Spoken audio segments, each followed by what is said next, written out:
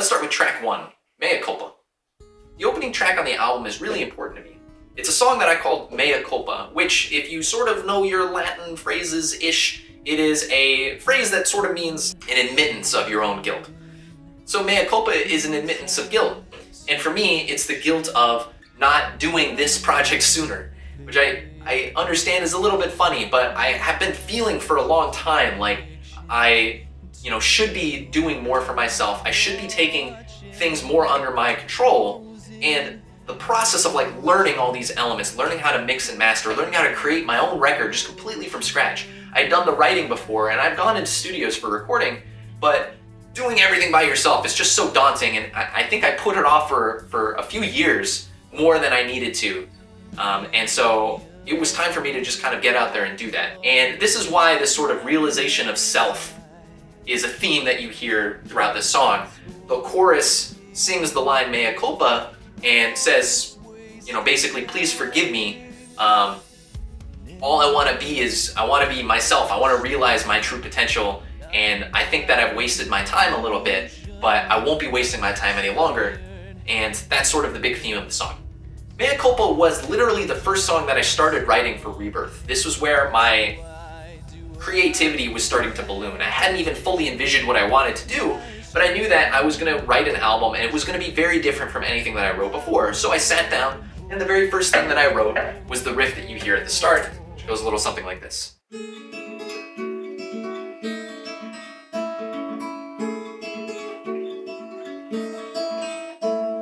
And that riff to me was a very inspirational riff. It has a longing, sad feeling to it that I felt really supported what I was writing the song about. So I went to work. What I like the most about Mea Culpa is how simple the song is compared to what my normal process is for these songs. It starts off with literally just acoustic guitars, one tom drum, and some vocals, and that's all you need. I start bringing in a lot of other elements, which you'll see throughout this album, including things like orchestra and strings. I wanted to make this project very cinematic, and it ended up kind of getting placed in there in the production stage. Let's go over some of the elements. Like I said, we have acoustic guitars on the left and right. This is a theme that is kind of throughout the album. It's very acoustic sounding. But what I like the most about this is the sort of cinematic sound of the strings and the tom drum. Now, I kept the drums very sparse, except for when you get to the bridge part, which we'll talk about. But the drums don't come in for a while in the song, and this is something I'm not used to. Percussion is something that really drives different elements. But having this drum come in, just this low tom, to drive the second verse of the song, to me was a really sort of interesting idea that allowed the song to sort of progress and evolve throughout the first verse to the second verse, but still maintain that sort of simplicity, the air, and the silence in between that I really enjoy.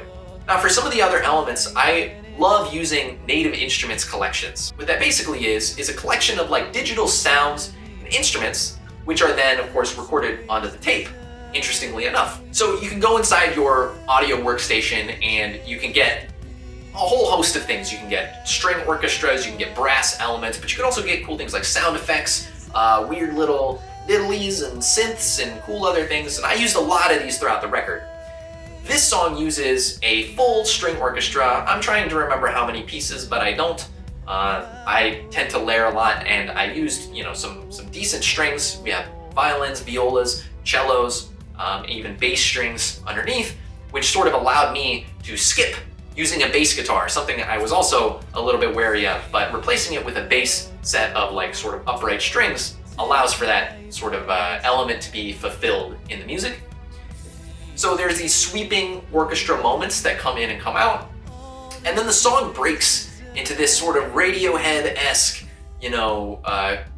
Wonderland, weird, twisting sense of sound that happens. And this is a moment in the song that I wanted to heighten the tension and relief elements. You'll notice that a full drum kit comes in, a full bass guitar comes in, and I like to do this with my bridges a lot. I like to create a completely new world for the bridge. It's one of the more fun parts for me of making a song is getting to the bridge, because typically this is the place where you get to shake it up a little bit. You have the verse and the chorus, and those are fun in their own right, but when you get to the bridge, it's about taking the elements and themes from earlier in the song and remixing them and recreating them into something that's that's a little bit of a change of pace. So for me, the instrumental part of this is really nice. I used some high vocals in the background to sort of modulate, and there's some electric guitars that pop in using a stack of sounds from native instruments, and of course just using some of the guitar elements.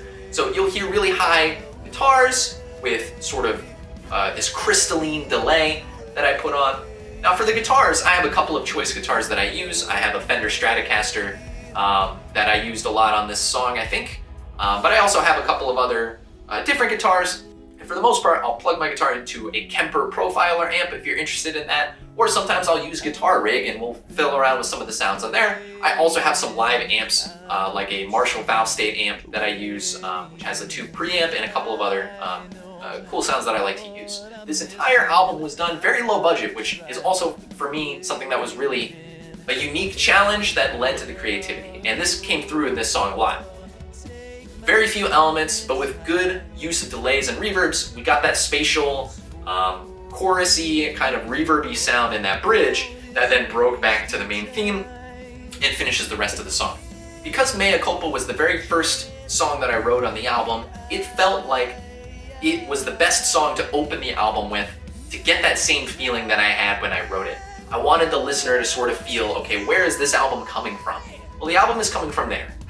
Everything else is sort of a growth from that, and that's why I really like where I put it. It was also the first single that I ever released for the album. So literally the first taste of Rebirth is in this song Mea Culpa, and I really hope you guys enjoyed that song. For me, it's one of my favorites, and it has a really sort of dark, cinematic quality that I hope you guys like. It leads very nicely into the next song. You can listen to Mea Culpa and the album Rebirth everywhere that you can find streaming. It's even available on physical editions if you want to contact me through some forum or whatnot. You can probably find it on vinyl and CD if you're interested.